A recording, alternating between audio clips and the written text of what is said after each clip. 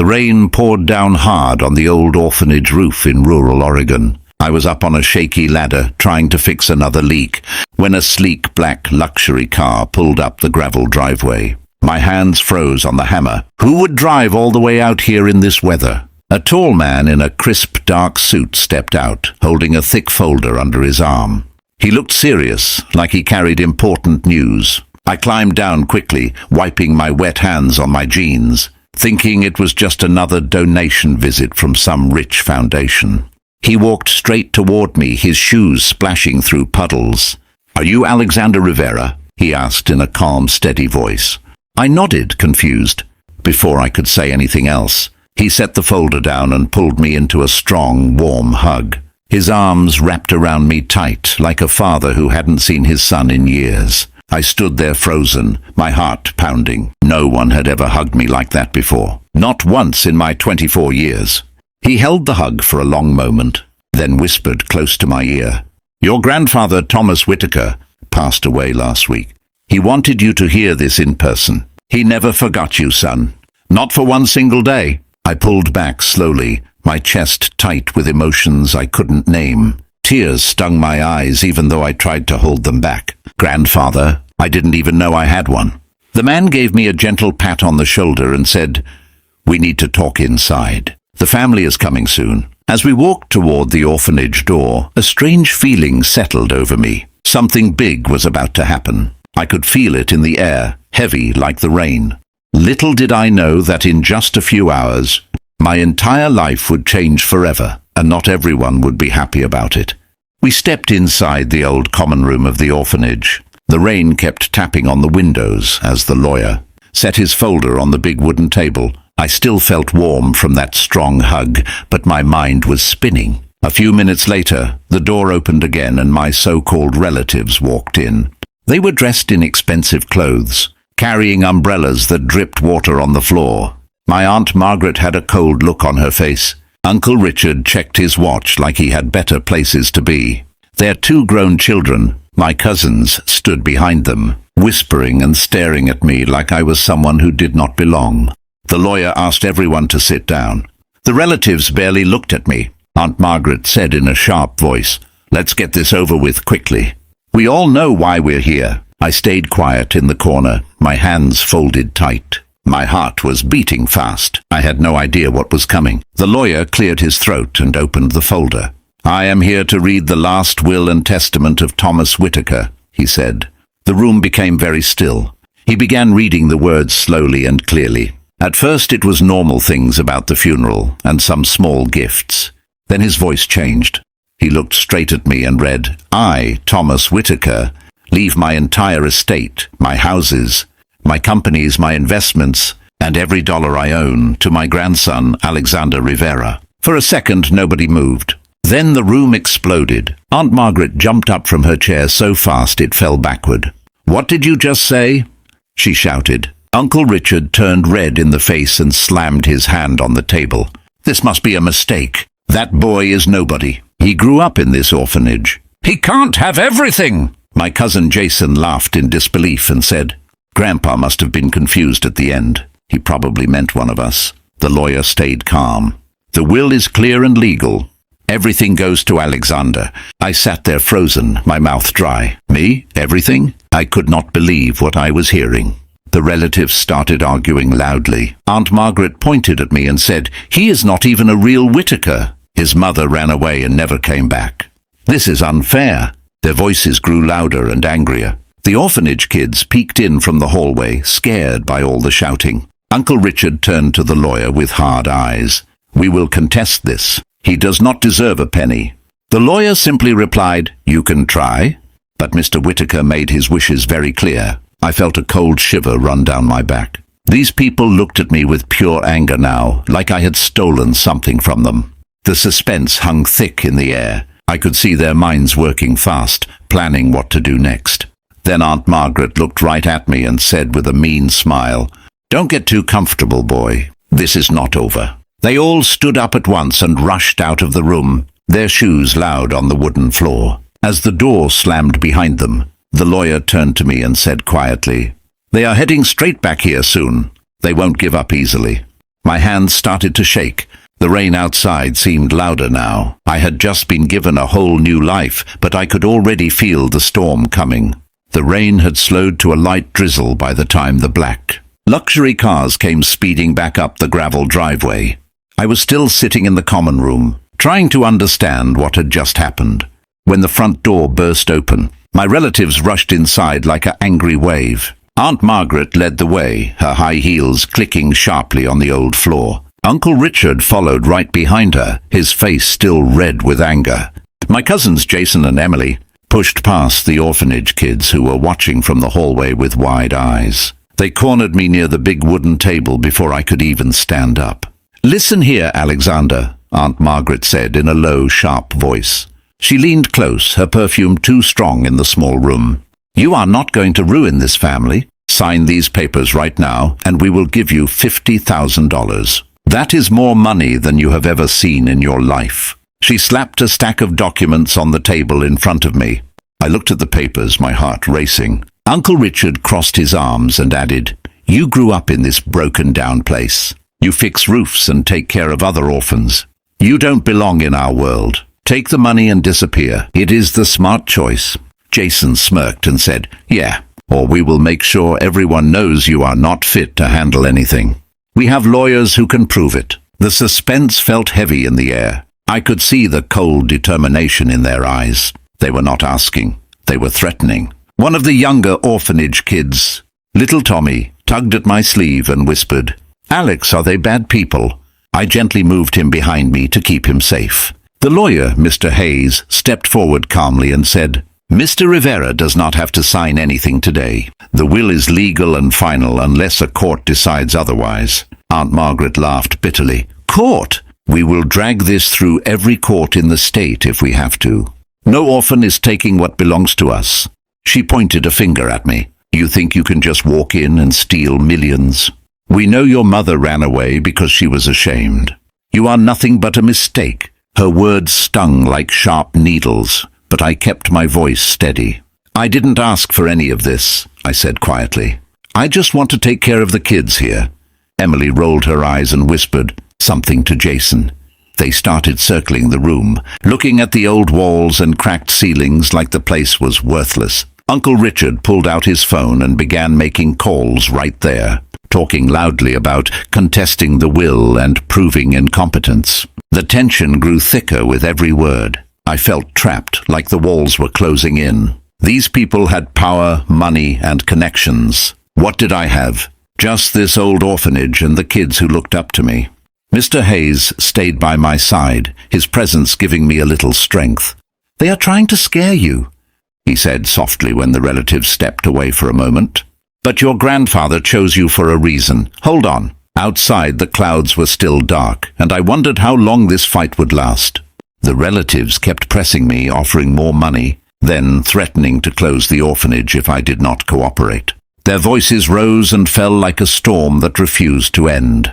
Finally, after what felt like hours, they gathered their things and headed for the door. Aunt Margaret stopped at the entrance and turned back with a dangerous smile. "Sleep on it, boy. Tomorrow we come back with our lawyers. This is not your fairy tale. It never was." The door slammed shut behind them, leaving the room suddenly quiet except for the soft sound of rain. I let out a long breath, my hands still shaking.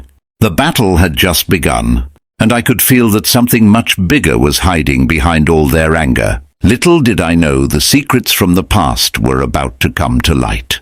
The relatives' cars disappeared down the wet driveway, but the heavy feeling in my chest stayed. Mr. Hayes, the lawyer, did not leave with them.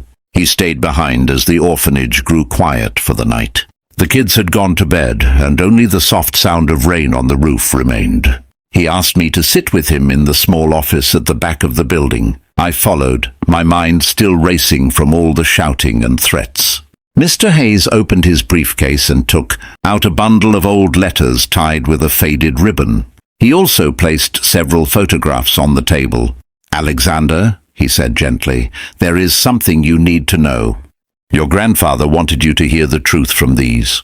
He pushed the first photo toward me. It showed a young woman with kind eyes holding a baby. "This is your mother, Elizabeth Whittaker. She was Thomas Whittaker's only daughter." I stared at the picture, my heart beating faster. I had never seen her face before, Mr. Hayes continued.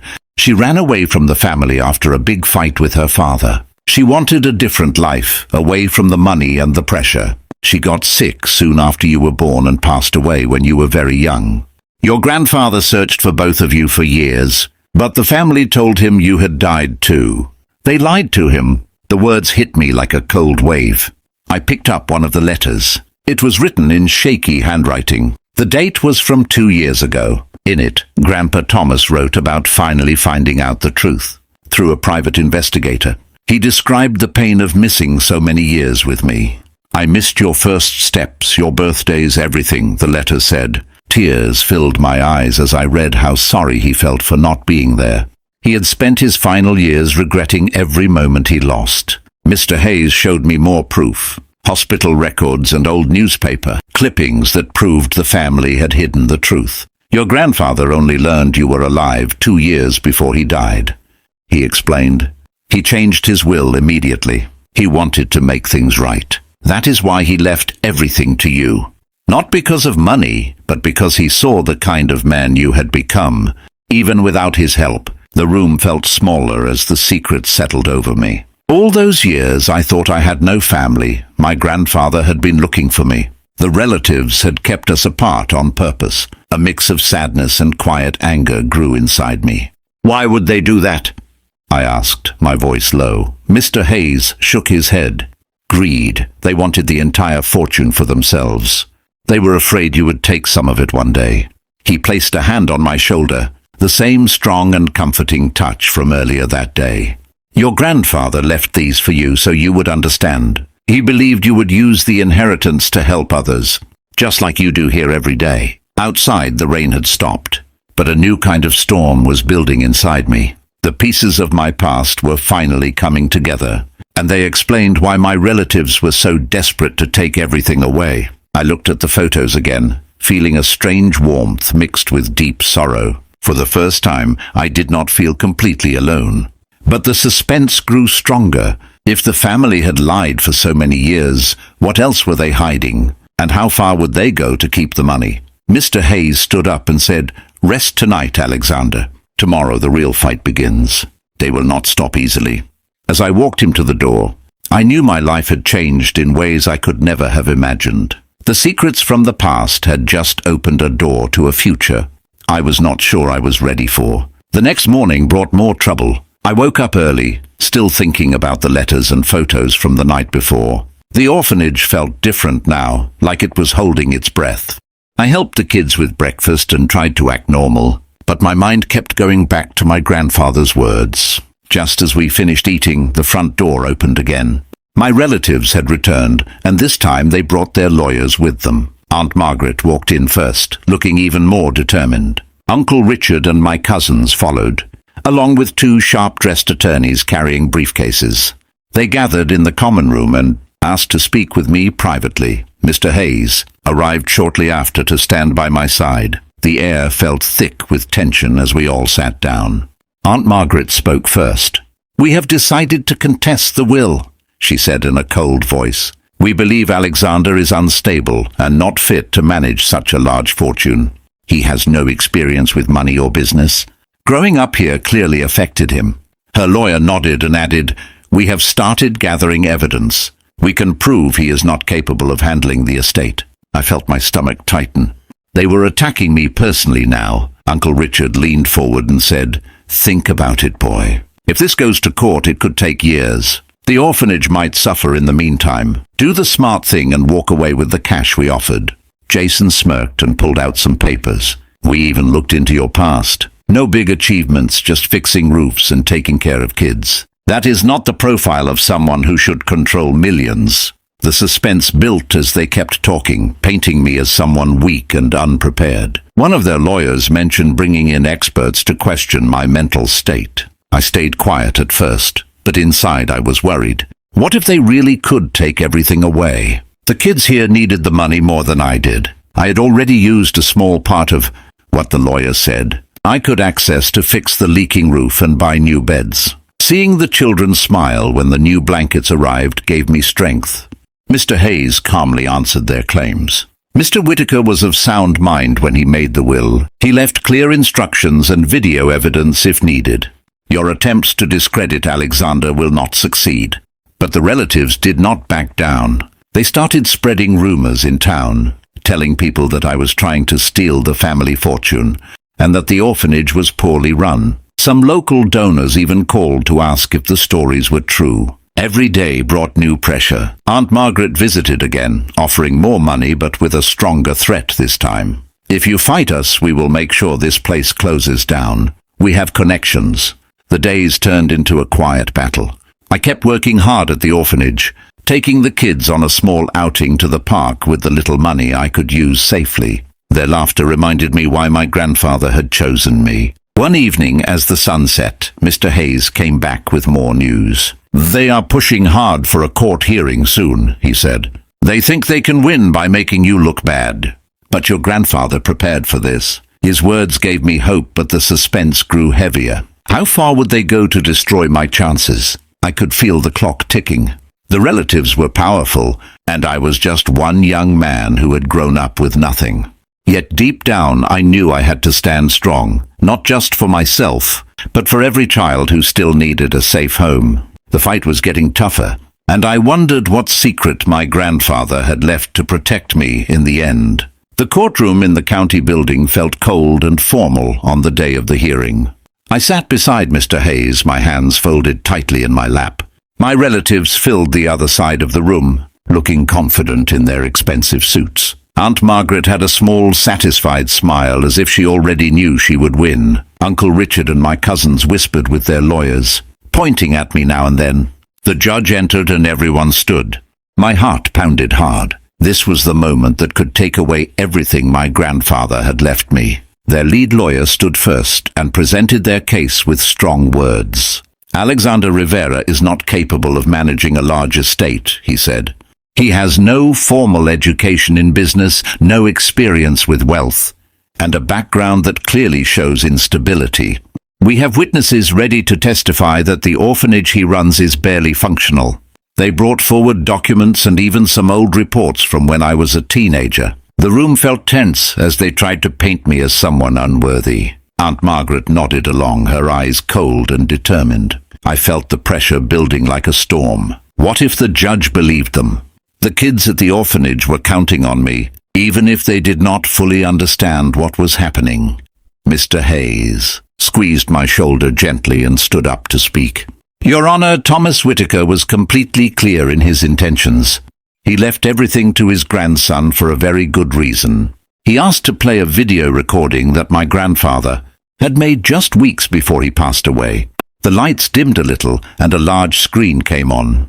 There was my grandfather, Thomas Whitaker, sitting in his favorite chair at home.